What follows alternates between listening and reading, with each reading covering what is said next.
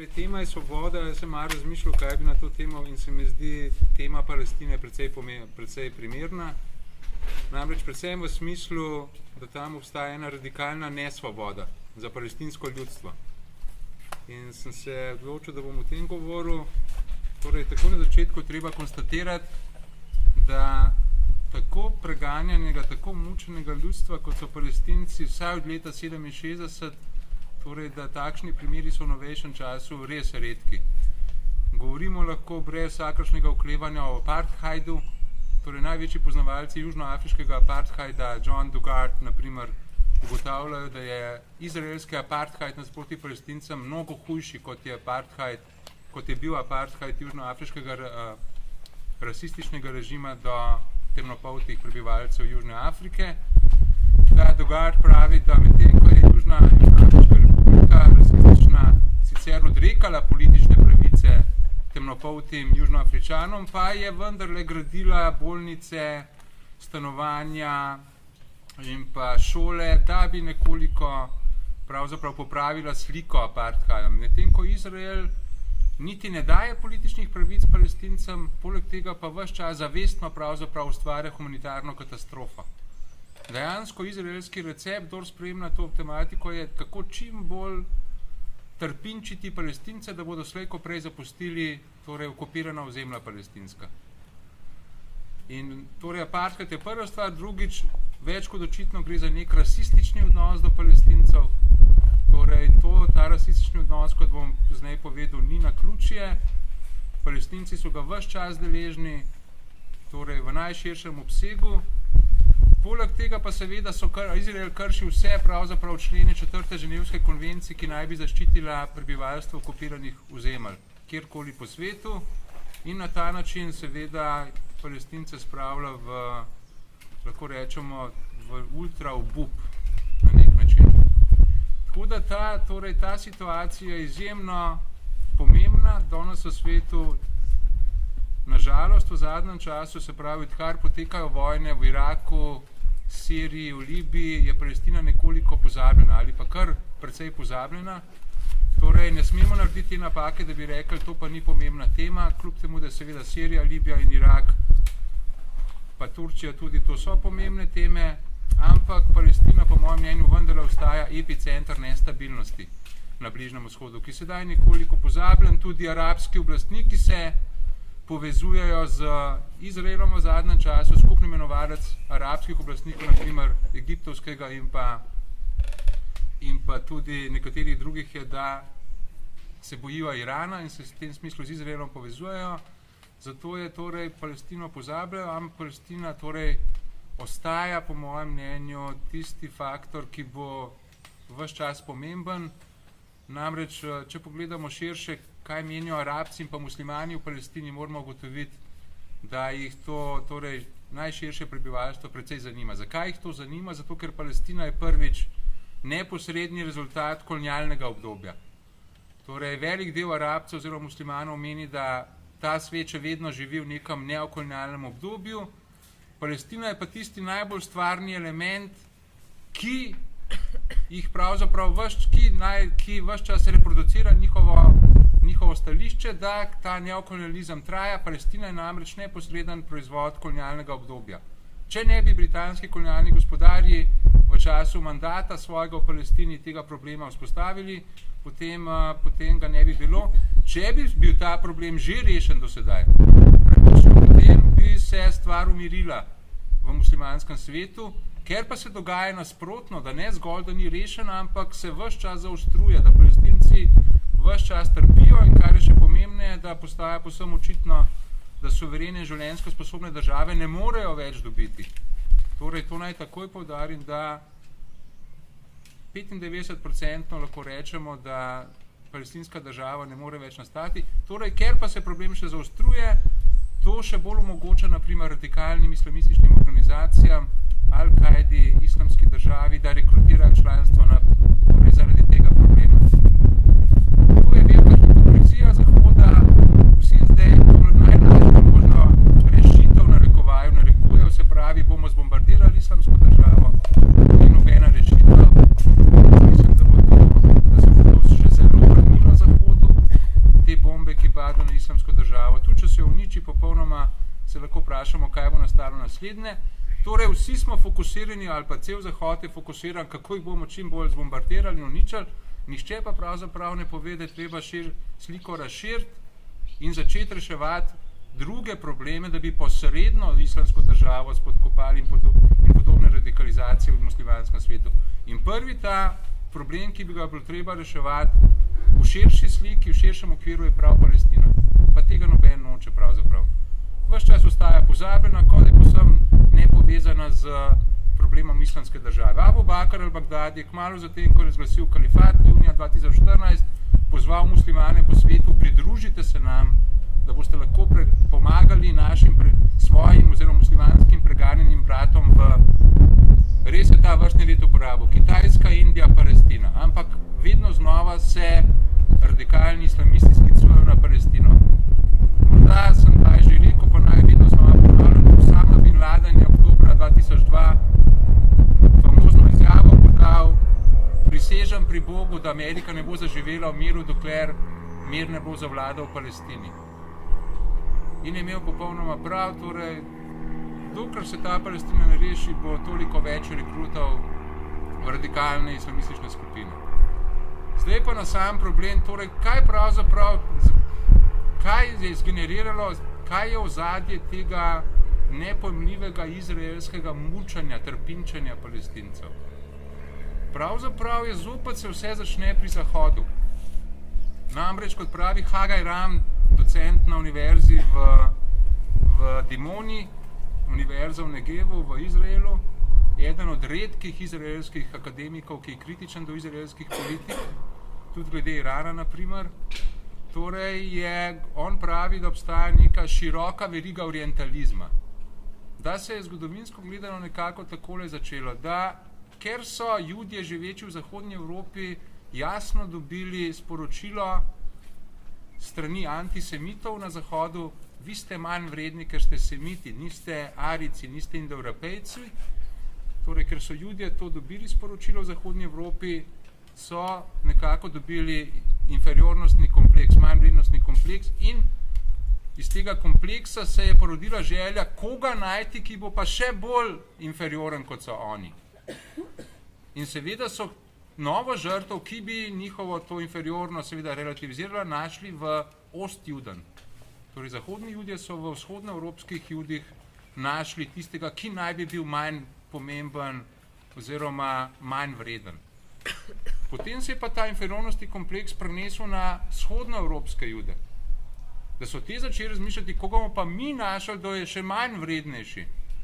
In seveda so našli Palestince, Arabce nasplošno, tega treba reči tudi Sefarde, se pravi, to so Aškenazi v vzhodni Evropi, so rekli, saj tudi Aškenazi, torej te bivši Judje iz Španije, tudi živeči na Bližnjem vzhodu, ti so tudi manj vredni. Ampak fokus danes je na Palestincih. To je treba vedeti, ker moramo se zavedati, da Izrael so ustanovili vzhodnoevropski Judje, Aškenazi. Izrael je vzhodnoevropski judovski projekt. Vsi the founding fathers, vsi najpomembnejši politiki, ki so Izrael zgradili, David Ben Gurion, Levi Eškol, izjema določena je Golda Meir, ki je prišla iz ZDA. Vsi ostali so več ali manj prišli iz vzhodne Evrope. Iz Poljske, iz Rusije, sam David Ben Gurion je bil David Gruen. Levi Eškol, tretji premijer Izraela, je bil Levi Školnik. Ko so prišli potem v Palestino, so si hebrejizirali svoja imena. Skratka, te Aškenazi, ki so prišli predvsem z drugo in tretjo alijo, alija pomeni imigracija v jidišu, torej imigracija v Palestino, to je tam druga najpomembnejša elita, ta aškenazijska, ki je prišla v Palestino in začela postavljati izraelsko državo oziroma judovsko državo v Palestini. Ta elita je prišla z drugo alijo tam 1883 do 1907. 35,000 Judov je prišlo in ta elita na čelu z Davidom Ben Gurionom je tudi prišla. Torej, zaradi tega pravim, da je treba to sosledje dogodkov poznati, te inferiornostni kompleksi, ki so na koncu usekali po Palestincih. Zdaj pa konkretna zgodba, jo moram malo obnoviti, če je kdo pozabil ali pa če je manj seznanjen s tem, torej konkretna oseba, ki je pravzaprav doživela to doživetje, češ te manj pomembni, bil Alfred Dreyfus. Alfred Dreyfus, častnik v francoski vojski, ki so ga 1894 obtožili, da je izdal vojaško skrivnost francoskemu generalštabu. Seveda je bil ta Alfred Dreyfus jud, popolnoma asimiliran francoski jud, lojalen francoski državi, ampak seveda zaradi neke spletke so rekli, ti si veleizdajalec in so ga obsodili na dosmrtni zapor. Emile Zola seveda je Jacques obtožujem svoj postavu na to, ampak kljub temu je Alfred Dreyfus bil degradiran javno, v Parizu so mu sablo zlomili. Ta dogodek je zaradi tega pomemben, ker ga je opazoval Theodor Herzl, ustanovitelj modernega oziroma utemeljitelj modernega sionizma, ko je videl ta dogodek kot dopisnik Die Neue Presse iz Dunaja, torej Theodor Herzl, je rekel, ne glede na to, koliko se lahko asimiliramo v evropske družbe, popolnoma lojalni, ne glede na to, koliko smo lojalni, popolnoma lojalni zahodnoevropskim družbam oziroma evropskim, nikoli nas ne bodo obravnavali kot popolnoma enake in enakovredne. In zato nastane delo Der Judenstaat, judovska država 1896 in naslednje leto 1897 že prvi kongres sionističnega gibanja. Torej, pojem sionizem je tukaj zdaj pomemben. Na tem prvem kongresu sionističnega gibanja so zastavili kot svoj cilj vzpostavitev judovske države v Palestini, oziroma vzpostavitev doma za judovsko ljudstvo v Palestini, ki ga bo ščitilo javno pravo. To je bil cilj, torej v Palestini judovski dom vzpostaviti. Torej, ta konvencionalna razlaga govori o sionizmu, ampak treba biti bolj precizen. Ni dovolj zgolj govoriti o sionizmu, sam termin je sicer Nathan Birnbaum, nek judovski pisec Dunaja, že konec 19. stoletja skoval. Torej, ni dovolj govoriti zgolj o sionizmu, ampak je treba poudariti, da je šlo za projekt političnega sionizma. Politični sionizem, zato ker alternativa je bil duhovni oziroma kulturni sionizem Ashera Ginsberga, ki si za cilj ni postavljal vzpostavitve judovskega države v Palestini, ampak zgolj ustanovitev hebrejske univerze v Jeruzalemu. Torej, to je prva pomembna distinkcija, duhovni politični sionizem. Zdaj treba pa ta politični sionizem postaviti v kontekst ideološki, evropski. Namreč v 19. stoletju, kot veste, sta se v Evropi začeli uveljavljati dve, recimo temu, paradigmatski tradiciji miselni, razsvetljenska, že prej seveda 18. stoletje, iz 18. stoletja, in pa neka bolj rasistična. In tiste judovske skupnosti v Evropi, ki so sprejemale sekularizem, oziroma sekularizem in pa razsvetljenstvo, so začele podpirati liberalno-demokratske projekte, socialistične projekte, revolucionarne projekte oziroma organizacije, medtem kot ena struja judov živečih v Evropi pa se je začela obračati v tej rasistični smeri. In prav iz te smeri, torej, ki je bolj rasistično bila motivirana, je šel ta politični sionizem. In torej, zaradi tega je treba razumeti, da od samega začetka je bila ideja vzpostaviti rasno čisto državo v Palestini. Ta politični sionizem je namreč, prej sem formalno definiral, torej vzpostavitev doma za judovsko ljudstvo, ampak ta sionizem je pravzaprav za cilj si zadal nastanek suverene države judovskega ljudstva v Palestini, ki bo z ukrepi politične, praktične in pa pravne narave vzpostavila demografsko večino judovskih plemen v Palestini. Pazite, rekli so, vzpostavili bomo demografsko večino judov v Palestini. Ker je bilo dejstvo takrat, konec 19. stoletja, da je bila Palestina absolutno v večini posiljena z Arabci oziroma Palestinci, je to implicitno, neizogibno pomenilo torej zločin. Kako demografsko večino judov vzpostaviti v Palestini, ne da bi to ogromno večino Arabcev, torej najmanj, kar je, ven pognal.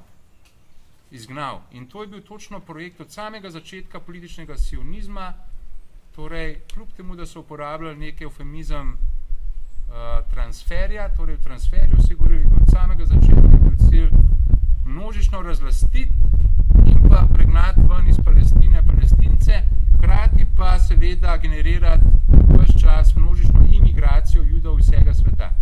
In na ta način doseči to demografsko večino judovskega ljudstva. Ta rasistična poanta seveda se mogoče jo nekako opisati na ta način, da naprimer Chaim Weizmann, prvi predsednik države Izrael, je podal neko izjavo, v kateri je rekel, da obstaja temeljna kvalitativna razlika med judovskim imigrantom v Palestino in pa domačinom. Torej temeljna kvalitativna razlika seveda v korist judovskega imigranta. Sionisti so celo neko krilatico torej skovali in se je široko zaokrožila, ki je rekla, da je Palestina dežela brez ljudstva za ljudstvo brez dežele. Seveda ljudstvo brez dežele naj bi bili Judje. Ampak dežela brez ljudstva očitno Palestina ni bila, ker je bilo očitno ogromno Palestincev tam. Seveda pa niso mislili dežela brez ljudstva torej v dobesednem smislu, da tam ni nikogar, ampak so rekli, tam pač ni nikogar, ki bi bil zares dorasel v mentalnih sposobnostih Judom. Torej, to je bila ta poanta, češ vsaj prazna Palestina, tam so neki osebki, neka živa bitja, ki pa so inferiorna. In tako ali drugače bodo morala oditi. Zato ne sme začuditi, da je že Theodor Herzl zapisal v svoj dnevnik 12. junija 1895 je napisal, Palestince bomo morali izgnati. Sicer je rekel, ta je tako precej diskretno, potem to ni bilo najbolj diskretno, ampak takrat je to že napisal.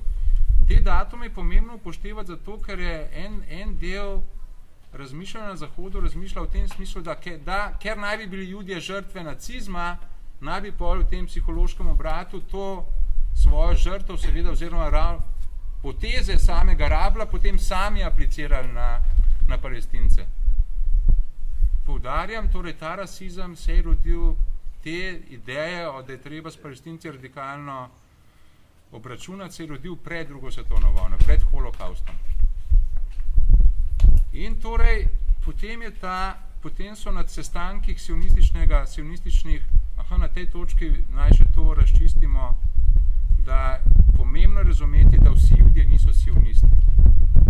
Torej, da Judje, ne smemo govoriti o tem, da judovski narod muči Palestince, ampak je seveda ta politični sionizem tisti, ki generira ta projekt. Torej, res je, da je sionistov bilo zmeraj več, ampak niso vsi Judje sionisti. To je pomembno vedeti, da ne bi kakšen antisemitizem zapadal.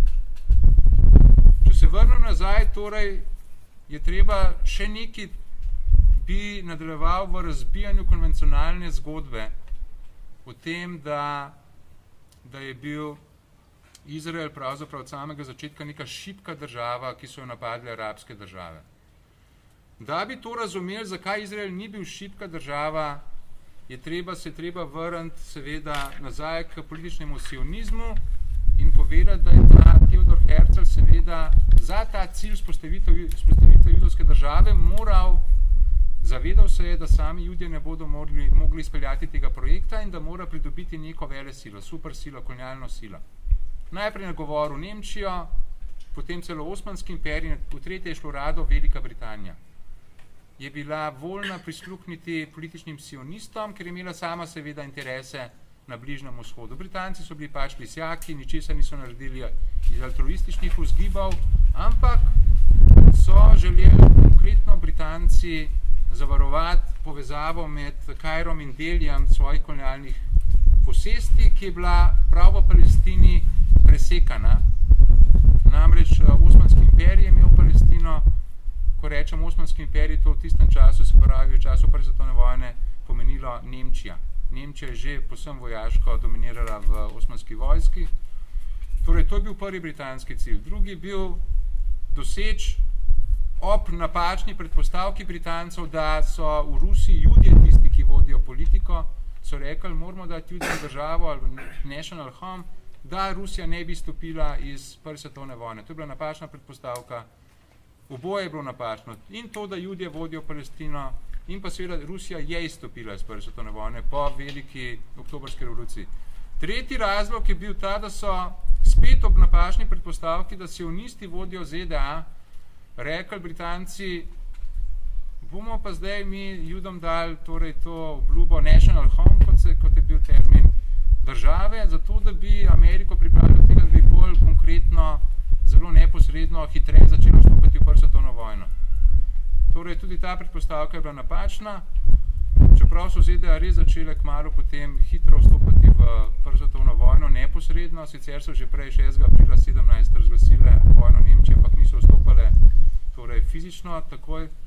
Četrti razlog je pa zanimiv, zato ker tudi v kontekstu današnjega protiislamskega diskurza, ki seveda pravi, da so muslimani tisti, ki so zelo iracionalni, da so tisti, ki so fanatični, da kar v neke iracionalnosti, metafizičnosti, v to, da jih device čakajo na drugi strani, verjame, da zaradi tega se razstreljujejo, ker mladi moški so tako spolno torej nepotešeni, da bi radi 43 ali pa še več devic in tako naprej. Zdaj ne bom šel v razbijanje tega stereotipa.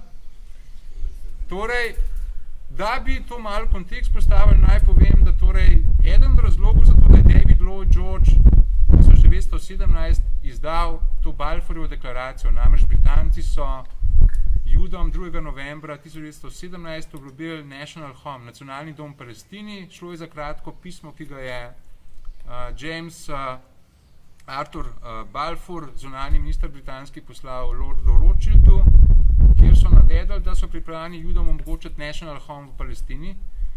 Torej, ta četrti razlog za to je bil, da je bil David Lloyd George, prime minister tedajni, da je bil krščanski sionist. Krščanski sionizem je pa njeno gibanje, ki ga je treba poznati, da bi razumeli, zakaj so bile na Zahodu tako močne tendence projudovske in prosionistične potem prisotne. Namreč, čisto na kratko bom to malce urisal, z reformacijo se okrepi seveda pomen svetega pisma. Se veste, sola scriptura, Martin Luther pravi, institucija rimokatoliške cerkve, ta je povsem neprimerna, torej z Bogom stopamo v odnos preko svetega pisma.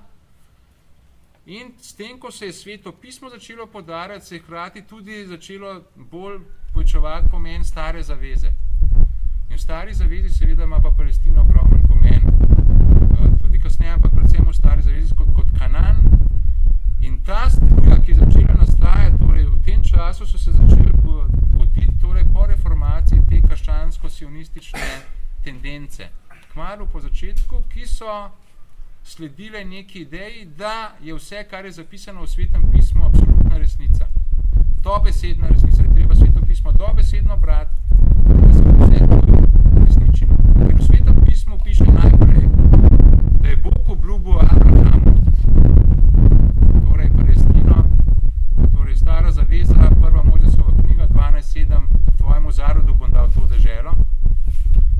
So rekli, potem je to zagotovo dana Palestina, torej Judom oziroma Abrahamu.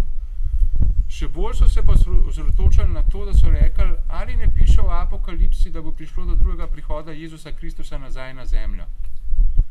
In so to seveda v tej, ob tem pojmovanju, da je vse, kar je zapisano v svetem pismu, vzeli za tisto, kar se bo dejansko zgodilo.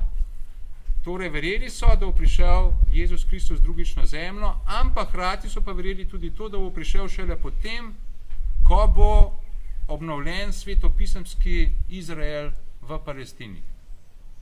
Ker naprimer v Jeremiji, torej v Novi zavezi 30, oziroma to je še stara zaveza, Jeremija 33 pravi, tako govori Gospod, obnovil bom to deželo in pripeljal bom svoje ljudstvo nazaj v njo, ki sem jo dal njih očetom v posest. Torej naj bi Bog govoril o tem, da bo nazaj pripeljal Jude v Palestino. In seveda ti krščanski sionisti so to verjeli in to gibanje je bilo zelo močno tudi v 19. stoletju v ZDA. Skratka, David Lloyd George je bil strasten krščanski sionist, hvalil se je javno, da bolj pozna kraje v Palestini, tudi Armagedon, torej tudi ta kraj, ki je v Svetem pismu zapisan kot kraj, kjer bo prišlo do poslednje eskatološke bitke med Jezusom Kristusom in pa Antikristom, torej da bolj poznati kraj v Palestini, kot pa bojišča prve svetovne vojne v zahodni Evropi, v Franciji. Tako da je bil ta moment prisoten takrat in pa še naprej treba povedati, da ko se danes sprašujemo, kaj je tisto, kar v ZDA ustvarja tako brezpogojno podporo pravzaprav Izraelu, je ravno ta krščansko-sionistični element zelo pomemben. Namreč v ZDA imajo 320 milijonov ljudi. Polovica od teh je protestantov. 160 milijonov je protestantov. Polovica vseh protestantov, to je 80 milijonov, pa je konzervativnih, fundamentalističnih protestantov. Polovica so mainstream protestanti, ki drugače razmišljajo, ampak polovica je pa, se včasih imenujejo fundamentalistični, evangelijski se tudi uporablja izraz, ali pa born again Christians tudi včasih. Torej, teh je 80 milijonov in te več ali manj, ponavljam, 80 milijonov ljudi v ZDA bolj ali manj verjame, da je vse, kar je zapisano v Svetem pismu, res in da torej, da mora biti svetopisemski Izrael rekonstituiran, da bo prišlo do drugega prihoda Jezusa Kristusa. V to so začeli verjeti še posebej po letu 1967, ko je Izrael okupiral ta ozemlja, so rekli, to je jasen znak, da se vse, kar je zapisano v Svetem pismu, uresničuje. Torej, Judje so 7. junija 1967 Izrael zavzel Jeruzalem, evo, dobili so nazaj Jeruzalem, torej to nam potrjuje, da imamo prav. Vse se uresničuje. Torej, teh 80 milijonov ljudi ves čas podpira Izrael, mimo grede tudi George Bush mlajši bil krščanski sionist oziroma evangelijec in je zaradi neke druge motivacije tudi Irak napadel. Ampak tudi ta Irak spada v to, pa ne bom šel zdaj v to. Torej, zdaj se pa vračam nazaj. Torej, Velika Britanija je National Home obljubila Judom in potem je Velika Britanija po prvi svetovni vojni postala mandatna sila v Palestini. In kot mandatna sila je že v mandatno pogodbo bilo zapisano, da bo Velika Britanija vzpostavila oziroma uresničila Balfourjevo deklaracijo, da bo poskrbila za ta National Home v Palestini, judovski. Zato je treba jasno vedeti, da Izrael ni nastal 14. maja 1948, ko je bil razglašen. Izrael ni bil nek tam otoček, ki so ga razglasili, pa so ga vsi Arabci napadli, ampak je bila razglasitev države Izrael 14. maja 1948 zgolj zadnji deklarativni korak gradnje te judovske paradržave skozi vso mandatno obdobje britansko. Britanci pa so imeli mandat v Palestini med leti 1923 in 1948. Torej 25 let je imelo sionistično gibanje oziroma politični sionizem čas, da je gradil in je gradil državo v Palestini. In Britanci so mu jasno dali v času mandata privilegirano mesto nasproti Palestincem. Sionisti so imeli ves čas, oziroma vodstvo judovske skupnosti v Palestini imelo ves čas odprto pot tako do Londona kot mandatne sile, kot do Ženeve, se pravi Društva narodov, v okviru katerega je bilo mandatno ozemlje seveda vzpostavljeno in pa potem je obstajalo. Medtem, ko na drugi strani so Palestinci tako rekoč takrat niso imeli pravzaprav nobenih pravih pravic. Tle je treba povedati, ko gre za to mandatno obdobje, da so tle Palestinci bili dejansko unikatna žrtev v arabskem svetu. Če lahko govorimo, da je bil ves arabski svet, da v obliki mandatov so kolonialne sile naprej izkoriščale arabski svet, torej Sirijo, Libanon, Transjordanijo, pa je treba eno distinkcijo povedati, da so te mandatne sile, kljub temu, da so seveda za tem mandatnim sistemom, da je bila to fasada za nadaljevanje oziroma za kolonialno početje, pa so vendarle vsaj formalne institucije pustile tem Iračanom, Transjordancem, Sirijcem, Libanoncem, da so sami neke formalne institucije vodili. In pa dejansko so šle v teh državah stvari vsaj do neke mere v smeri, kot jih je zastavil mandatni sistem, se pravi, naj bi kolonialna sila oziroma mandatna sila pomagala tem ljudstvom, da bi se pripravili na neodvisnost. In bo ves čas jasno, da bo končni korak neodvisnost, vsaj formalna, se pravi, izkoriščena pravica do samoodločbe. V Palestini tega ni bilo. To treba jasno povedati.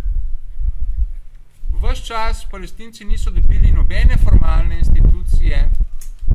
V sami tej Balfourove deklaraciji Palestinci, medtem ko ljudje, ko se govorijo Jewish National Home, ta terminologija je pomembna. Torej, ko se reče Jewish, to se pravi, Jewish people je noter, se pravi National Home for Jewish people, se pravi judovsko ljudstvo, že sam termin implicira, da imajo pravico do samoodločbe, ker ljudstvo je tisti, ki je subjekt pravice do samoodločbe po mednarodnem pravu. Torej, medtem ko Judom je bila dana pravica do samoodločbe, National Home gre za jasno za politične pravice, pa v sami Balfourove deklaraciji torej Palestinci sploh niso bili izrecno omenjeni. Govorilo se je zgolj o obstoječih nejudovskih skupnostih po Palestini, hkrati pa tudi je bilo rečeno, ki naj bi imele državljanske in religijske pravice. Torej ne nacionalnih, ne političnih, ampak državljanske in religijske. To je bila izrazita inferiornost v odnosu do Judov. Torej, to je bila ta prvi manjko, ki je bil navzod za Palestince. Drugo, kar je treba poudariti, pa to, da celo te očetje pravice do samoodločbe, Woodrow Wilson, ki je po prvi svetovni vojni, veste, med 14 točkami famoznimi tudi postavil pravico do samoodločbe, tudi na Koroškem se je plebiscit v tem smislu izvedel. Ta Woodrow Wilson, ki je zelo zagovarjal torej pravico do samoodločbe, pa ni bil pripravljen podpreti palestinske pravice do samoodločbe. In je že na Versajski mirovni konferenci predstavniku sionistov, dr. Weissu, Stephen Weiss je bil vodja delegacije sionistične na pariški mirovni konferenci, mu je dejal Woodrow Wilson, ne skrbite, dr. Weiss, Palestina je vaša. Kljub je bila ogromna večina prebivalstva arabska, palestinska.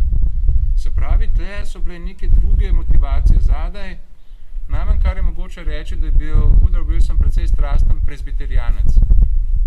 In torej vsi te protestanti so Zahod, Amerika, torej je gledala na Palestino kot na nek unikatno področje, ki ima neko posebno mesto v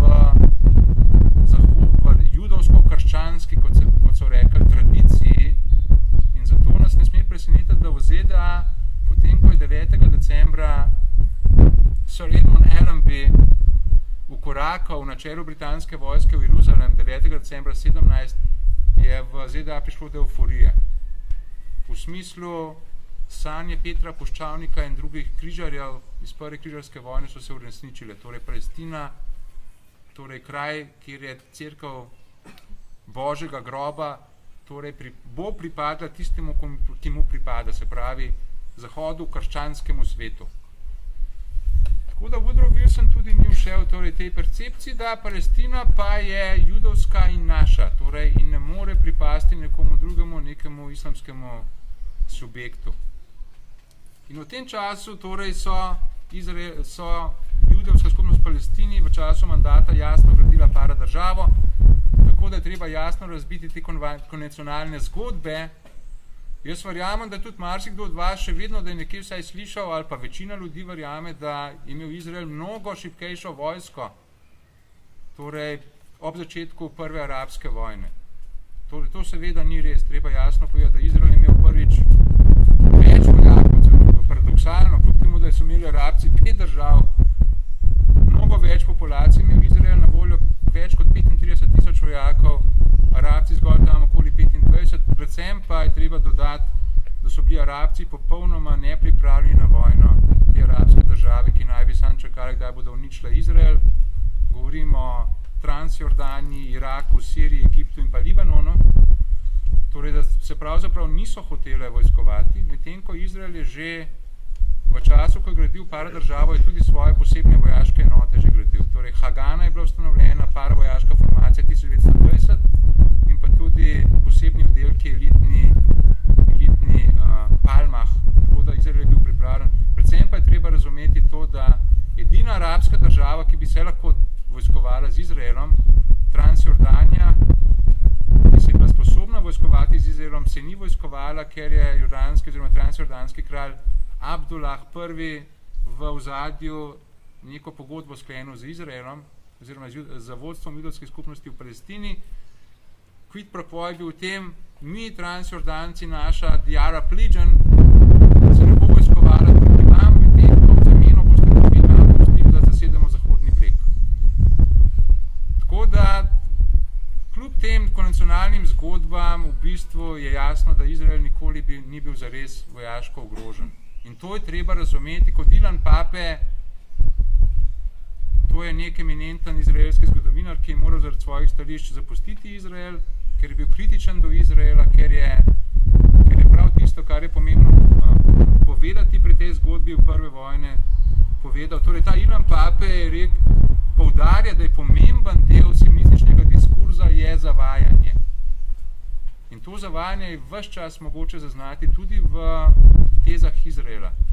In ves čas je mogoče zaznati od tega formativnega obdobja naprej eno rdečo nit, da Izrael ves čas seveda govori zgodbo, mi smo šibki, mi smo tisti, ki si zavzemamo za mir, ampak nas to širše okolje ogroža, torej ali armade, ali nacionalistični voditelji, ali danes islamizem in tako naprej, ali Iran seveda, zmeraj nekdo ogroža Izrael, medtem ko sami izraelski voditelji so zmeraj vedeli več ali manj, da so močnejši. Naprimer, vojna 67, ko so zopet začeli neko paniko delati v smislu, ali se je pripravila drugi genocid in so ameriški ljudje to zgodbo kupili, so tako ameriške tajne službe, kot tudi sami Izraelci vedeli, da je vprašanje zgolj v tem, ali bo Izrael v 6 dneh ali po 7 premagal te arabske armade. Premagal jih je v 6 dneh. Torej, tudi to je treba ukalkulirati, še nekaj moram dodati, ta Ilan Pape jasno poudarja, in to je treba tudi povedati, da ta ideja transferja se je začela popolnoma konkretno uresničevati, torej tam v letih 47-48. Takrat je politični sionizem lahko dejansko implementiral to svojo idejo transferja, ta eufemizem, mimogrede, ki so jo skrivali na vseh sestankih sionističnega gibanja, ko se je razpravljalo o najbolj občutljivih zadevah, v tem transferju so zapisnikarje vam poslali. Pejte se malo odpočiti in to ni bilo nikoli zapisano v zapisnikih, torej da razmišljajo o transferju, eufemizmu za izgon Palestincev, ampak to so ves čas delali načrte o tem. Ta transfer se je začel izvajati decembra 47, še posebej sistematično pa po februarju 48 in še posebej zares metodično po 10. marcu 1948, ko je 11 najbolj vplivnih sionističnih voditeljev sprejelo načrt D, načrt Dalet. So rekli, zdaj moramo iti v sistematično etnično očiščenje Palestine in očistiti Palestino. In to so delali. Med drugim tudi s pomori, pokoli palestinskega prebivalstva, Deir Yassin, Tantura, Davajmeh, te zgodbe so manj znane.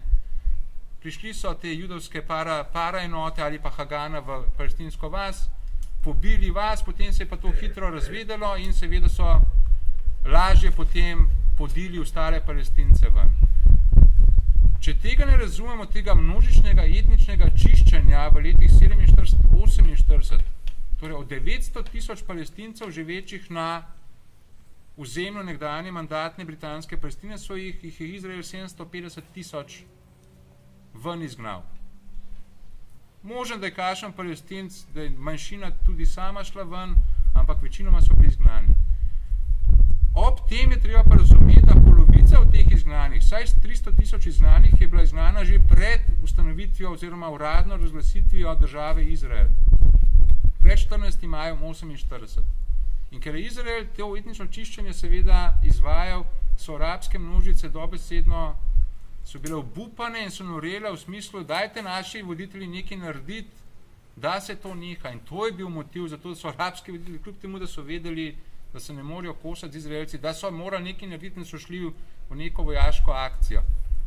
Ki pa seveda je bila iluzorno, je bilo pričakovati, da jo bodo dobili, seveda so bili hudo poraženi in Izrael še dodatnih 21% ozemlja dobil. Zdaj pa sam skiciram pravni temelj tega konflikta. Torej OZN, generalna skupščina OZN je leta 1947 sprejela delitveno resolucijo, namreč Britanci so ta vroči kostan leta 1947 predali OZN-u In OZN je neko precej elegantno rešitev sprejela, ki je bila v tem, da so to nekdanjo britansko mandatno Palestino razdelili na dve državi, na judovsko in pa na arabsko oziroma palestinsko. Judovska je dobila 56% ozemlja, to je bila zelo dobra pogodba za Jude. Takrat so imeli namreč Judje oziroma sionisti 33% prebivalstva v Palestini, zgolj 1/3, torej dobili so pa 56% ozemlja in zgolj 7% ozemlja v svojih rokah. Torej, to je bila zelo dobra, bi rekel, kupčija za sioniste. Torej, ta Izrael je dobil, oziroma judovska država je dobila 56% ozemlja, arabska država pa 42%. Jeruzalem je bil pa razglašen za corpus separatum. Izrael je v tej prvi vojni, kot sem že omenil, že v prvi vojni 48-49 dodatnih 21% ozemlja mandatne Palestine dobil in jih je imel že 77%. To, o čemer pa danes govorimo kot o tistem, o čemer poteka kot tako imenovan mirovni proces, o čemer se pogajajo, kjer naj bi palestinska država nastala, to je pa preostalih 23% ozemlja nekdanje britanske mandatne Palestine, torej govorimo zgolj o 23%. Torej na teh 23% se še vedno ohranja nek konstrukt možnega nastanka palestinske države, torej to je konkretno Zahodni breg, Gaza in pa vzhodni Jeruzalem. In to je tisto ozemlje, ki ga moramo spremljati. Spremljamo ga pa lahko na takšen način, da konstatiramo oziroma poudarimo, da Izrael ves čas od leta 67, ko je še teh zadnjih 23% ozemlja mandatne Palestine okupiral, pomembno je uporabljati to besedo okupacija, ker je to edini pravi termin. Okupacija zato, ker za okupacijo se ukvarja 4. ženevska konvencija, ki govori o tem, kaj lahko okupacijska sila naredi, česa ne sme narediti. To je Izrael je postal okupacijska sila. 4. ženevska konvencija je bila po drugi svetovni vojni sprejeta ravno zato, ker je imel svet zelo slabe izkušnje s Hitlerjem, ker ko je Hitler zasedel posamezne države, je začel nemški živelj tja marsikje naseljevati z namenom svojo začasno prisotnost v trajno spremeniti, anektirati te dežele k tretjemu rajhu. Zato je svet rekel, to se ne sme ponoviti in sprejel 4. ženevsko konvencijo. Zato je po mojem mnenju najpomembnejši člen v tej konvenciji 49. 6. odstavek, ki pravi, da okupacijska sila ne sme naseljevati ali deportirati delov svojega lastnega civilnega prebivalstva na ozemlje, ki ga okupira. Torej, okupacijska sila ne sme svojega prebivalstva na okupirano ozemlje naseljevati.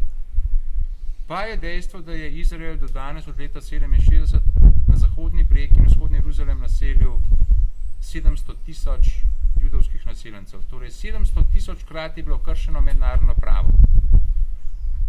Poleg tega je Izrael tudi pravzaprav krši ves čas vso ženevsko konvencijo 4. Prav v času tako imenovanega mirovnega procesa, ki seveda ni bil noben mirovni proces, ampak pravzaprav proces, ki vodi k vojni, ker ravno v tem času procesa iz Osla Izrael najbolj intenzivno naseljeval judovske naseljence. Torej v tem času Izrael tudi vozne ceste zgradil po Zahodnem bregu, popolnoma razbil, fragmentiral ta Zahodni breg in pa ne nazadnje, seveda, kot verjetno veste, tudi tako imenovan varnostni zid je postavil, ki naj bi sicer ščitil Izrael pred samomorilskimi napadi, seveda pa poteka globoko na okupiranem ozemlju Zahodnega brega. Z vsem tem pravzaprav Izrael do danes že preprečil možnost nastanka suverene palestinske države, ker mednarodno pravo predvideva, da mora neka entiteta za to, da bi postala država, 3 kriterije izpolnjevati. Prvič, imeti mora prebivalstvo, drugič, imeti mora ozemlje in pa tretjič, kar je najbolj relevantno v našem kontekstu, imeti mora efektivno oblast, suverenost v zunanji dimenziji, kar pomeni, mora imeti organizacijo neodvisno od drugih držav. Palestinci zaradi 700,000 judovskih naseljencev, obvoznih cest in tako naprej, nikakor več ne more dobiti organizacije neodvisne od Izraela. Tako da ta kriterij preprosto ne more biti več izpolnjen. Torej, Izrael je poskrbel, da ne more nastati država, hkrati pa se nadaljuje ta rasistični odnos ves čas. Sara Roy, da ne bi kdo rekel, to je pa nek antisemitizem, Sara Roy, judovskega rodu, docentka oziroma profesorica na Harvardu, rekla, je opisala svoj prvo srečanje z Palestino, ko je prišla v Gazo leta 1985, je takoj bila soočena z nekim dogodkom, ko so izraelski vojaki starca prisilili, da je v pričo svojega jokajočega vnuka in pa širših Palestincev, da je oslu poljubil zadnjico.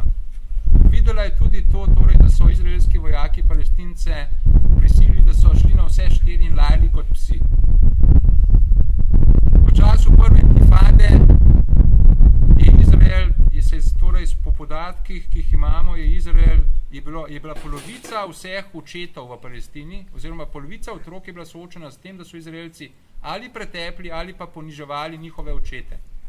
Torej gre za sistematično poniževanje. Tle ne bi šlo naprej, samo še to, da zaključim. Vse to poniževanje ima seveda operativni cilj je tako zelo torej otežiti življenje Palestincem, da bodo na koncu sami zapustili Zahodni breg. Torej, medtem ko ideološka motivacija je pa seveda ta rasistična, ki je od samega začetka prisotna, Palestinci so pač manj vredna bitja. Jaz mislim, da tam glih 1 uro, ali sem nekaj tazga bil.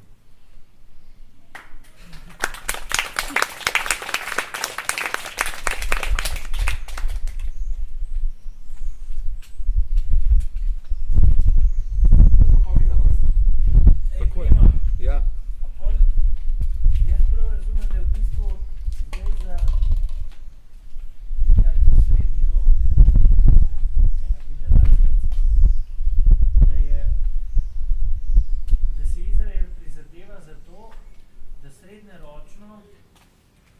ohrani napajanje svoje politične identitete skozi to prevaro žrtve, na ta način, da pa vendarle ne doseže izpraznitev teh prostora 23% resnicev, ampak da ohrani naslednje stanje točno takšno, kakšno je. A prav razumem? Ja, jaz bi tako... Iz tega črpa svojo politično identiteto. Ne, to imaš prav, da Izrael torej od samega začetka potrebuje eksistenčno grožnjo. To je pomembno razumeti, da in seveda skozi do 90-ih let prejšnjega stoletja je bila ta eksistenčna grožnja, so bili Arabci. Pole pa Izrael začel ta mirovni proces furati in od takrat naprej pa Iran ta eksistenčna grožnja. Torej oni dejansko potrebujejo eksistenčno grožnjo in tam nekje od leta, se pravi od septembra 92 naprej, vlada Icaka Rabina je začela sistematično ves čas producirati kot grožnjo ta Iran. In že vse od takrat Iran je tik pred tem, da bo jedrsko orožje pridobil in da ga bo vrgel na Izrael. Torej, treba je povedati, zakaj Izrael potrebuje to eksistenčno grožnjo, zato rekel sem že, da Aškenazi so utemeljili Izrael, ampak Izrael je kljub temu notranje nehomogen etnično. To so vsi Judje seveda, etnično v tem smislu, to niso vsi Judje, ki bi prihajali iz istih etničnih prostorov, malce sem že nakazal to distinkcijo, na vrhu so tradicionalno Aškenazi. Potem so tle Sefardi, ki so nekako leta 1977, ko je Likud prvič zmagal, nekoliko več moči dobili, ampak so še vedno inferiorni Aškenazijam. Potem so tu v zadnjem času sovjetski Judje, nekako na tretji tej stopnici. Čisto na dnu so pa seveda Felaši, etiopski Judje. Torej, zaradi te notranje nehomogenosti bi se lahko notranji Izrael začel medsebojno konfrontirati, zato potrebuje zunanjo grožnjo, torej precej običajna zgodba bi lahko rekli. To, kar si pa konkretno rekel, jaz pa tle vidim bolj, ker nas ves čas nas mediji pa zahodni politiki fopajo, da obstajata zgolj dve možnosti. Ali da Izrael da državo Palestincem, ali pa da Izrael anektira Zahodni breg in da na ta način postane da sam preneha biti demokracija, ker je večina prebivalstva na Zahodnem bregu palestinska, da potem, če bi bil demokracija, bi dal volilno pravico tudi Palestincem, ampak bi na ta način seveda sam sebe zanikal v smislu, da bi Palestinci postali poglavitna politična sila. Torej nas tem fopajo, da samo te dve možnosti sta, ali pusti dejansko državo, ali pa anektira. To je po mojem mnenju globoko nepravilna interpretacija. Izrael želi ravno neko srednjo pot pelati. Niti anektirati tega Zahodnega brega, formalno seveda, oziroma, ja, niti anektirati, s čimer bi res Palestinci morali dobiti te pravice neke državljanske. Hkrati pa seveda niti dopustiti, kot sem rekel, resnične palestinske države. Ohranja ta konstrukt, češ palestinska država ves čas nastaja, se pogajamo in tako naprej. Ta konstrukt ohraniti. Hkrati pa, jaz mislim, da srednjeročno še enkrat toliko pritiskati na Palestinca, da bi srednjeročno ali pa dolgoročno sami ven odšli.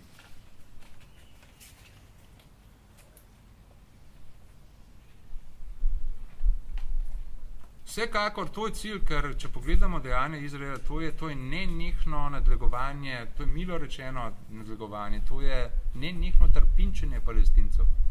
Kam bi učli? Ja, to je stara zgodba, to Izrael že od 70 let najmanj pravi, saj imate Jordanijo. Ker Jordanija je že danes tam okoli 65% prebivalstva je Palestincev. Ti, ki so prej po prvi vojni, po letu 67, pribežali v Jordanijo. Jih je ta sprejela, seveda so tam, kljub temu, da jih je 65% drugorazredni državljani.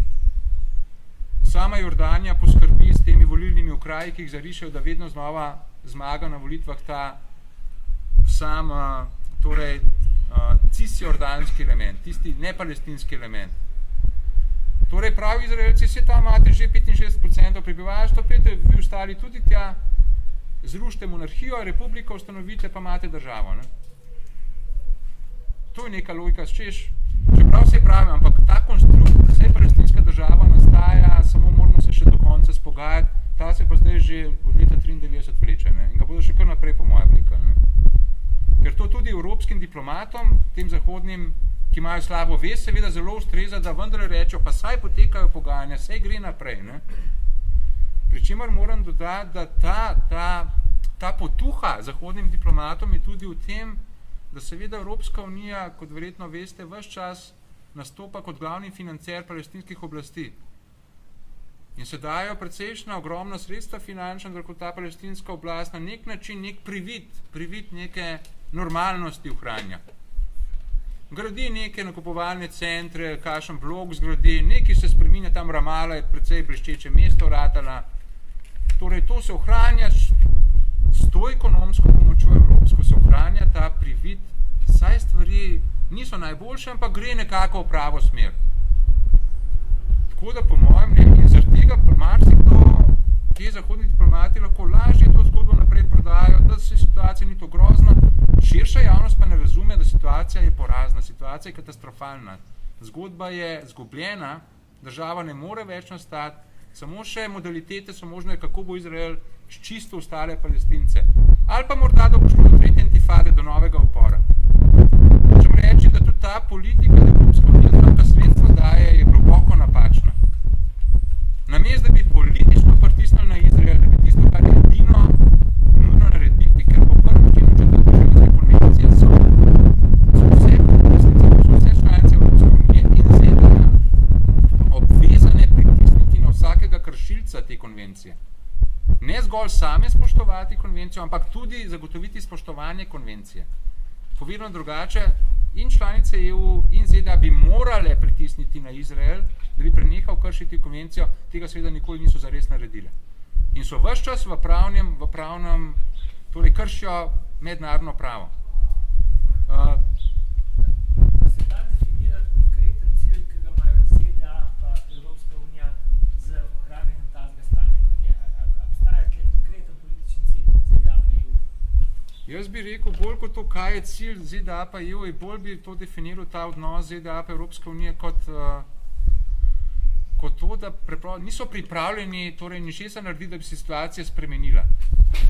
Tolerirati so pripravljeni vse skupaj. Ne bi rekel, da je cilj ZDA tudi, da tam ščistijo Palestince.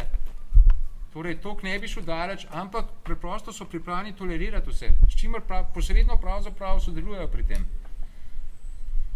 Ker, kot sem rekel, zdaj so imeli 70. obletnico OZN, sam sem en članek napisal OZN in Palestina, ZDA so med leti 1973 in pa 2006 28krat veto vložila v varnostnem svetu OZN. Pri vsaki resoluciji, ki bi pritisnila zares malce bolj na Izrael, so ZDA vložile veto. nekakšna izjema majhna je bila Carterjeva administracija, ki je dopustila, da je bila recimo te 1-2 resolucije, da sta bili sprejeti, ki sta na primer zahodne države pozvali naj svoja diplomatska predstavništva preselijo iz Jeruzalema v Tel Aviv. Ampak to je bila globoka izjema, ki potrebuje Američani so dosledno s tem torej tolerirajo. Američani izraelske politike. Tudi če se kakšen predsednik najde ala Obama, da na začetku prvega svojega mandata, da je bil pripravljen malce bolj pritisniti na Izrael, je hitro, torej najprej Netanjahu kluboval zelo ostro, potem je začel pa Obama je začel takoj čutiti pritisk kongresa. Kongres je tradicionalno popolnoma proizraelski in bolj, ko se je njegov prvi mandat približeval koncu, bolj je Obama postajal mehak do Izraela, ker je vedel, če bom trd do Izraela, ne bom ponovno izvoljen. Ker Carter, ki je pritiskal na Izrael, edini do neke mere, ni bil zares izvoljen. In George Bush starejši, ki ni hotel dati Iceku Šamirju 10 milijard kreditov, tudi ni bil izvoljen. Dejansko to je pa ta precej široko znana moč projudovskega lobija, proizraelskega lobija v ZDA. To pa ni legenda, to pa je zelo, zelo stvarna moč. Ne? AIPAC, American Israel Public Affairs Committee, je po več ocenah je drugi najmočnejši lobij v ZDA. Pred tem National Rifle Association, pred tem torej kolosalnim lobijem, ki ne dovoljuje, da bi drugi amandma kakorkoli revidirali, da bi orožje dali iz proste prodaje. AIPAC je močnejši kot ta National Rifle Association. Zgolj torej Ameriška zveza upokojencev naj bi bila močnejša. Drugače pa ta...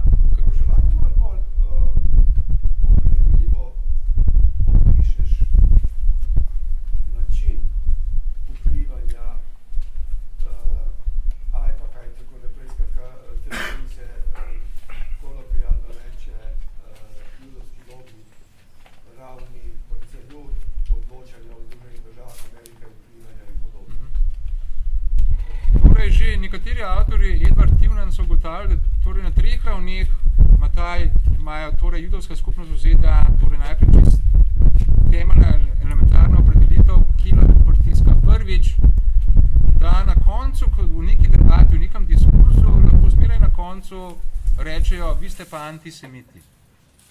Torej ta usodna obtožba nekoga v ZDA, ko mu rečejo, vi ste antisemit in pade, tak človek se bo težko rešil stigme. Če pa celo ljud sam torej kritizira Izrael, pa rečejo self-hating Jew, ki sovraži samega sebe. Tudi za to moči. Drugi element je seveda ta, da judovska populacija v ZDA zelo torej, disciplinirano hodi na volitve in je naseljena v mestih in pa v teh močnih državah, ki imajo veliko glasov. Tretji pa ta, da seveda finančna moč, da od samega začetka, vse od Kennedyja naprej, od Kennedyja naprej nekako so začeli ta močan vpliv uveljavljati, torej lahko preko finančnih donacij, ki jih dajo zelo zgodaj za predsedniške kampanje, torej, ker pomembno je, da nekdo da veliko donacijo zgodaj, ko je nekdo še kandidat za predsednika. In to je na primer John Fitzgerald Kennedy, manj znano je, da njega je judovski lobij postavil za predsednika. In on se je tega zavedel. Na enem sestanku celo rekel voditelju tega AIPAC-a, Davidu Ben-Gurionu, vem, da so me Judi ameriški izvolili. Kaj hočete zdaj v zameno? Torej, to je na tej elementarni ravni. Konkretno pa naprimer v kongresu. Kongres ima 535 članov, 100 jih ima senat, 435 predstavniški dom. AIPAC vsakega posamičnega kongresnika nadzoruje. Če ta pritisne kjerkoli tipko, ki bi kakorkoli škodila Izraelu, si ga zapišejo in na naslednjih volitvah, ko se bo šlo tej osebi za reelekcijo, bodo vsemi finančnimi in drugimi sredstvi podprli proti kandidata. In to seveda, to plaši te kongresnike. Ne? To se bo redko, kdo se upa pol dejansko pritisniti. Torej, če beremo te knjige o judovskem lobiju, vidimo, da tudi kongresniki, ki so rekli, kongresnik iz Aljaske, ki je rekel, meni se ni treba bati tega judovskega lobija, jaz nimam dosti judov na Aljaski. Ne? Na koncu pa je skrušeno priznal, prav, jaz lažje neko peticijo za Izrael podpišem, kot da dobim 5000 pisem, na katera moramo seveda odgovoriti projudovskih. To je najmanj, kar je. Lahko, kot sem rekel, finančno podprejo proti kandidata. In ta AIPAC ima proračun okoli $50 milijonov. To je 150 ljudi zaposlenih mašinerija. John Mersheimer in pa Steven Wald, avtorja zadnje izjemno dobre monografije znanstvene o moči judovskega lobija, The Israel Lobby, naslov 2007 je išla, sta en primer upisala, ko je predstavnik AIPAC-a na neki večerji govoril z nekom in je hotel pokazati je hotel ponazoriti moč AIPAC-a in rekel, lejte, tlele mava partičak, ne, pri večerji. V enem dnevu vam lahko 67 podpisov senatorjev zberemo. Naslednji dan vam lahko damo podpise na tem partičku, na nekem papirju. Zakaj je številka 67? Ker senat vse pomembne odločitve sprejema tretjinsko večino. Tudi ratificira mednarodne pogodbe, lahko tudi ustavi ameriškega predsednika, imenuje veleposlanike, torej je hotel reči, imamo dvotretjinsko večino. Redki so primeri, ko AIPAC vso svojo moč mobilizira, na drugi strani pa ameriški predsednik vso svojo moč mobilizira in da vendar ameriški predsednik prevlada. To so izjeme. To se je v Obami zgodilo zdaj o podpisu torej lansko leto sporazuma jedrskega z Iranom, ki ga je moral seveda senat ratificirati. In Obama in AIPAC je začel pridobivati senatorje proti sporazumu. Obama je pa pripričeval seveda te demokrate, svojo stranko tam, da naj ne podprejo. Na koncu pravzaprav ni bil Obama tisti, ki bi prepričal kongresnike, ampak so ostalih 5 držav, ki so podpisali sporazum z Iranom, se pravi Velika Britanija, Nemčija, Francija, Kitajska, Rusija, veleposlaniki so jasno na sestanku v Washingtonu povedali kongresnikom, tudi če vi ne podprete sporazuma, to ne pomeni, da mi ne bomo spoštovali sporazuma. Mi gremo naprej sporazuma z Iranom. Torej boste vi, ZDA, na slabšem. To je šele kongresnike prepričalo, da so Obami sledili. Kaj pa, če bi še dodal en element, ki se mi zdi odločilen, recimo, da ga imenujem medijski. Če jaz prav razumem dogodke in raziskave, ki jih berem v Združenih državami Amerike, vse kaže, da so vse elektronske zadeve, še bolj pa tiskovine, vključno z revijalnim tiskom in publiciranjem v Združenih državah Amerike v veliki meri pod vplivom točno tega, o čem se zdaj pogovarjamo, kako bi na to odreagiral? Seveda imaš popolnoma prav. Torej, to je, vsekakor sam sem ga res malo pozabil, ampak imaš prav, da to je eden od stebrov moči lobija, da obvladuje torej Washington Post in New York Times, tradicionalno evropejskega lobija. Los Angeles in tako naprej. Ja. Ampak če je temu tako, kar mislim, da vključno z Murdochom in še marsikaj, kaj pol ostane za tako imenovane svetovne agencije, ki so pol prenašali kot informacije po vsem svetu, vključno z Evropo? A ne gre pol za vprašanje globalne medijske kontrole, ki se ne nanaša zgolj na Združene države Amerike, ampak na oblikovanje globalne mainstream podobe, ki jo ti skušaš očitno dekonstruirati s tem predavanjem. Bi se dalo po tvojem to sprejeti kot sprejemljivo hipotezo? Ali pa zelo kot dejstvo? Vsekakor, po mojem, imaš prav, da čeprav razumem, da hočeš reči, da ameriški mediji seveda diktirajo tudi informacijske... Tako kot to, o čem se zdaj pogovarjamo, recimo temu kolokvijalno judovski lobby, kontrolira ameriški medijski trg, vključno z radijskimi valovi. Tak daleč zadeva gre. Da je podobno razmerje med ameriškim, ergo že kontroliranim, glede na zahodnoevropskega, vsaj. Ali pa, in v naslednjem koraku, glede na popolnoma mainstream, s katerim imamo danes opravka in za katerega očitno kaže, da je neužiten, da dezinformira, da nima kaj skriti, da nima nobenega smisla ga spremljati, da ga kvečemo opazujemo kot neko hirajočo, dezinformirajočo žival. Jaz mislim, da v največji meri je tako, kot praviš, da v največji meri ta ameriški prostor tudi ostale, torej s tem impregnira. Ne pa povsem, v zadnjem času so te kampanje BDS, Boycott, Divestment, Sanctions, te so tudi precej prostora, po moje, dobijo tudi v teh nekih medijih zahodnoevropskih. Tako da ne moreš, da je povsem nadzirano, ampak v ogromni večini pa ja, verjeten. Za tiste, ki vas morda zanima, jaz vam svetujem, da berete redno Haaretz, piše se H-A-A-R-E-T-Z. To je znotraj judovska opozicija, kjer so najmočnejši intelektualci, so še posebej novinarske provenijence in nekateri NGOs, spravi mladi ljudje, predvsem, ki simpatizirajo s težavami in s tem, kar je opisoval Primož, sodelujejo. Skratka, H-A-R-E-T-Z velite in boste informirali o tem, kaj dogaja mimo mainstreama, o katerem smo damo kar nekaj rekli. Samo še nekaj bi še nekaj zanimiv, ko si ti to vprašanje postavil. Če bi te, naprimer, sedaj sem lahko konkreten, nekoč sem bil na eni okrogli mizi, na RTV pa bil profesor Bebler, predvsej tako eminentno ime v slovenskem prostoru. In je bil tudi, zdaj razmišljam, bi to konkretno ime omenil, skratka, sin nekega politika v Sloveniji, ki je judovskega rodu, je profesor Bebler na eni zakuski po tej okrogli mizi rekel, eno čisto tako, predvsej legitimno misel je rekel, da imajo Judje v ZDA glede na svojo kvantitativno, torej številčnost, ker jih je zgolj 6 milijonov, 2% prebivalstva, da imajo večji vpliv v gospodarstvu, v medijih, je ta oseba rekla, to je antisemitizem Bebler. To je čisto zelo resno, ne. Da je Bebler kar malo nazaj stopil, to pa ne vem, pa da. Torej, zelo hitro se to sprošča, tudi v Sloveniji, ne. To je zelo hitro, ne.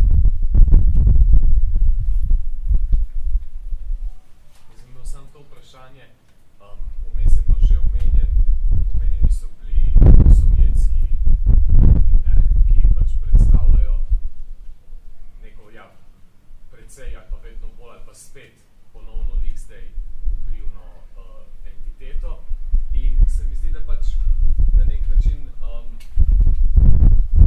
s povračanjem Amerike iz Bližnjega vzhoda, ki se dogaja, pač Rusija dobiva vedno več vpliva in da zdaj pač v zadnje pol leta smo videli, ali pa še manj, ne, pač da ponovno zbliževanje Rusije, Turčije in Izraela in v Izraelu vzpon pač sovjetskih judov spet v vlado. Kak je pa odnos Rusije do Izraela, ker se mi zdi, da bo pač to v prihodnjih letih precej pomembna stvar za rešitev. Najprej kar na začetku, a misliš dejansko rešitev ali reševanje ali nekonstrukcije? Ne, ker se mi zdi to pač eufemizem.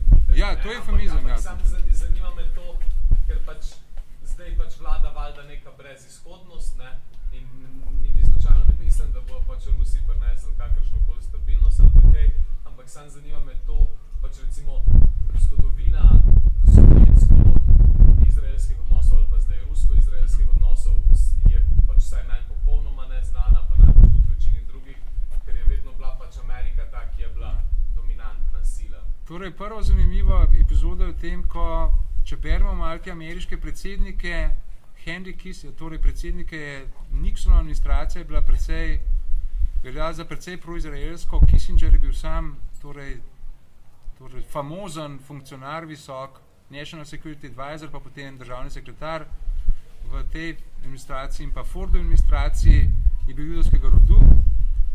Torej, zanimivo je, da ta Kissinger, torej en dogodek mi pride na misel, Kissinger je hotel detant Sovjetsko zvezo ustvarjati, torej za časa Nixona, popuščanje. Ampak mu je ta proizraelski lobby v ZDA torej to zgodbo nekoliko pokvaril, ker je začel pritiskati kongres preko tega lobija na Sovjetsko zvezo, na ZDA, da naj za Sovjetsko zvezo sklene nek quid pro quo, v smislu, mi Američani smo pripravljeni dati Sovjetski zvezi neke trgovinske koncesije, v zameno boste pa vi Sovjeti dopustili možno emigracijo sovjetskih judov v Izrael. In potem je bil ta amandma Jackson-Vanik 74 dejansko sprejet. Hočem reči, da že takrat torej je ta proizraelski lobby majal to uradno politiko ZDA do Sovjetske zveze, ne uspel izsiliti ta amandma.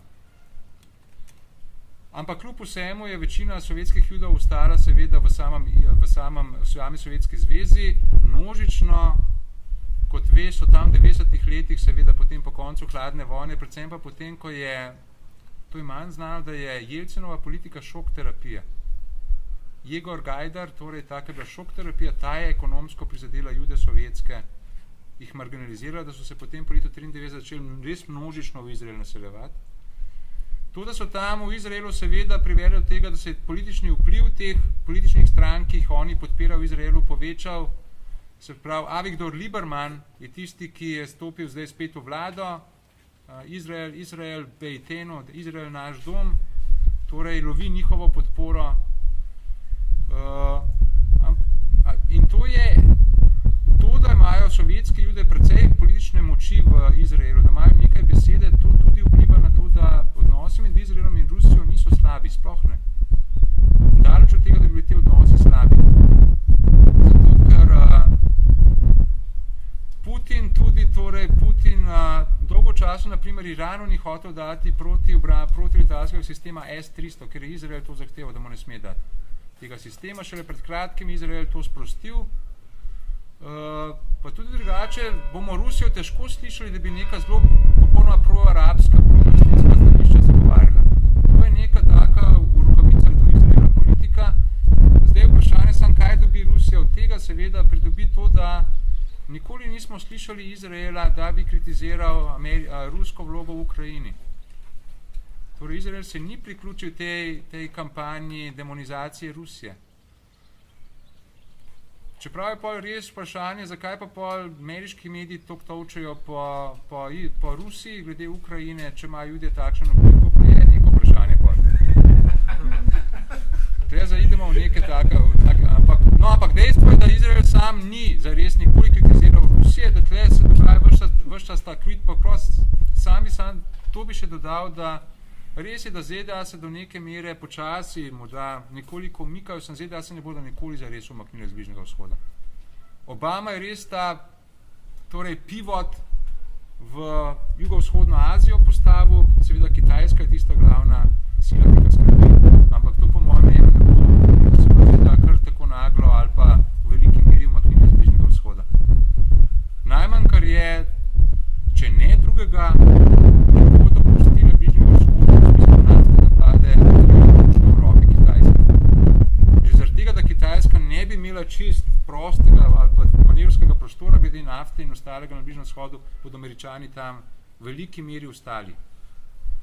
In pa ne nazadnje tudi obramba samega Izraela je tudi faktor, da Izrael pa Saudska Arabija naj bi tako se poskrbilo omikanje Američana. Mislim, da to je dobožni ni prosto, da jih ne skrbi to, da vejo, da se bodo tako zelo naglo.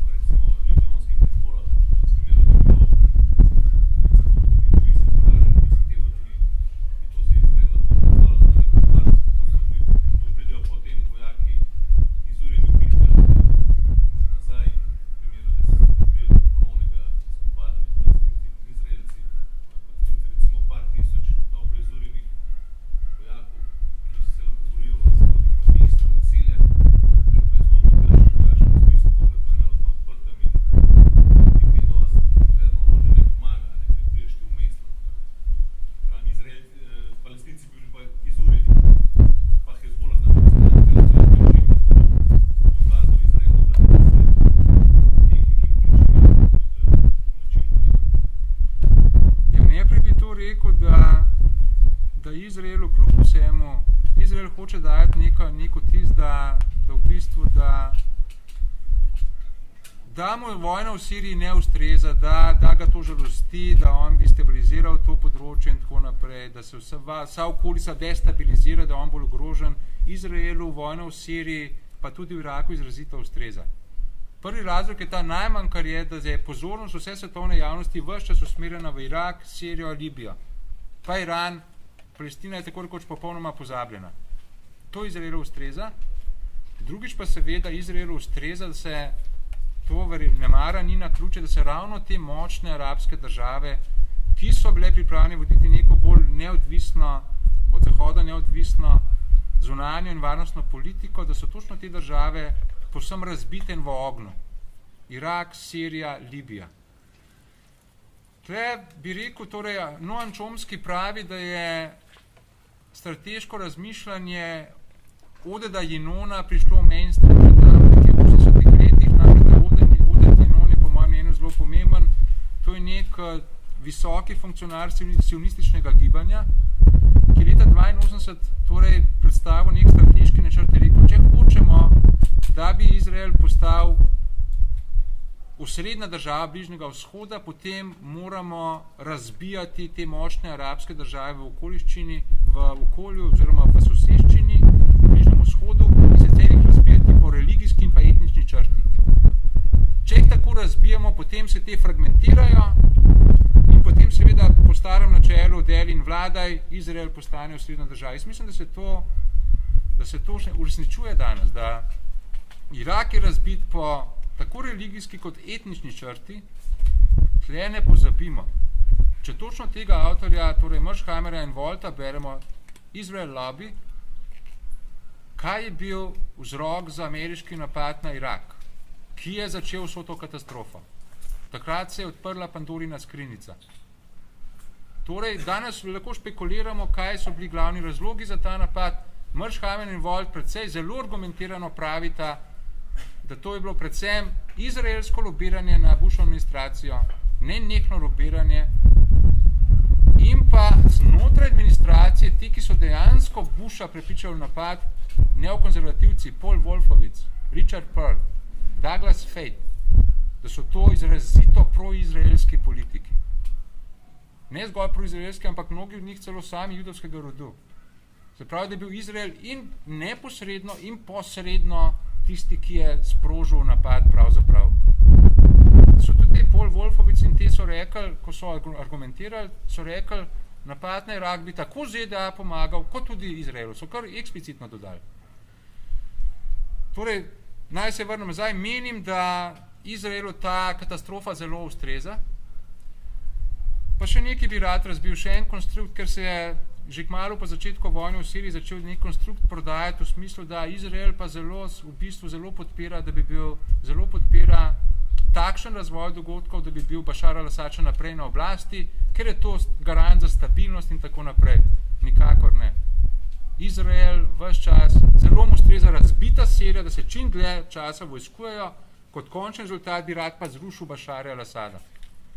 Zakaj? Zato, ker ta Bašar al-Asad, ta sirski režim predstavlja strateški most med Iranom in Hezbolahom, ki se je ravno v tej vojni, ki ste jo omenili julija 2006, ko je Hezbolah kot prva sila se do neke mere enakovredno boril z Izraelom, izkazal za vitalnega v smislu, da Iran lahko sofisticirano orožje preko tega mostu Hezbolahu dobavlja.